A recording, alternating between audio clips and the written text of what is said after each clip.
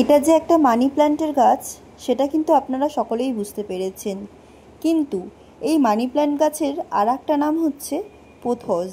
এটা কি আপনারা জানতেন?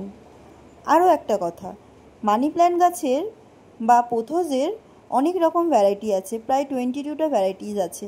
আমরা জবা গাছের ভ্যারাইটি জানি, জ্যাসমিনের ভ্যারাইটি জানি, কিন্তু মানি প্ল্যান্টেরও যে এতগুলো ভ্যারাইটি আছে সেটা কিন্তু খুব কম মানুষই জানি।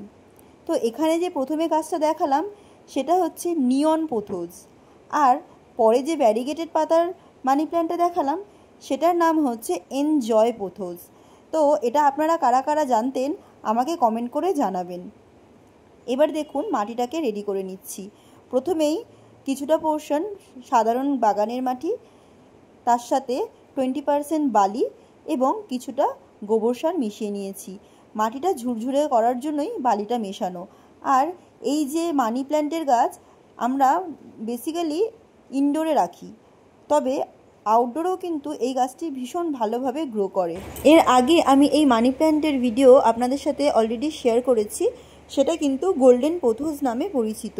আর সেই গোল্ডেন পোথোস আপনারা কিন্তু নর্মালি সমস্ত জায়গায় পেয়ে যাবেন। আর এই যে ভ্যারিগেটেড পাতার মানি প্ল্যান্টগুলো, এগুলো কিন্তু সচরাচর আমরা দেখতে পাই না। আর নার্সারি থেকে যখন আমরা এই সমস্ত গাছ কিনতে যাই তখন কিন্তু ওরা অনেকটা দাম চেয়ে বসে। তাই কোথাও থেকে যদি একটা ছোট্ট কাটিংও আপনারা জোগাড় করতে পারেন তাহলে আপনাদের বাগান থেকে এই মানি প্ল্যান্ট গাছ কখনোই যাবে না, কারণ এটি একটা ভীষণই হার্ডি প্ল্যান্ট। বিগিনার্সদের জন্য খুবই ভালো, কারণ অল্প যত্নেই এই গাছটি খুব ভালোভাবে বেড়ে ওঠে। যখনই গাছের মাটি শুকিয়ে যাবে তখনই আপনারা জল দেবেন, এছাড়া এই গাছটির আর কোনো যত্নের প্রয়োজন হয় না। আজকের জন্য ভিডিওটা এইটুকুই, দেখা হচ্ছে নেক্সট ভিডিওতে। ভিডিওটি যদি ভালো লেগে থাকে তাহলে অবশ্যই like, comment and subscribe. Tata.